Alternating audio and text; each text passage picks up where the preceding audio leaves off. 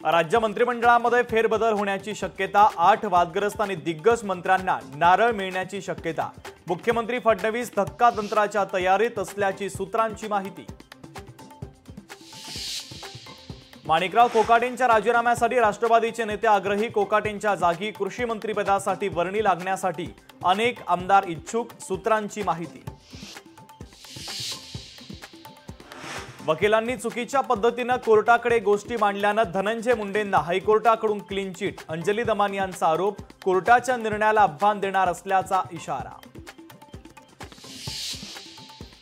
बीडच्या परळी अंबाजोगाई महामार्गावर भोपळा गावच्या ग्रामस्थांचा रास्ता रोको। ज्ञानेश्वरी मुंडेंसह मुलांचाही सहभाग। महादेव मुंडे प्रकरणाचा तपास सीआयडीकडे देण्याची मागणी। पहिलीपासून 3 भाषा जगात कुठंच नाहीत, त्रिभाषा सूत्र आढावा समिती अध्यक्ष नरेंद्र जाधव यांनी व्यक्त केलं मत। अनिल अंबानी यांच्याशी निगडीत कंपन्यांची ईडीकडून चौकशी सुरूच। 35 पेक्षा अधिक ठिकाणं, 50 कंपन्या आणि 25 पेक्षा अधिक व्यक्तींची ईडीकडून झाडाझडती। मुंबईत मुसळधार पाऊस, सकल भागामध्ये साचलं पाणी, तर तिन्ही मार्गावरील रेल्वेचा वेग मंदावला, तर रस्त्यावर देखील वाहतूक कोंडी।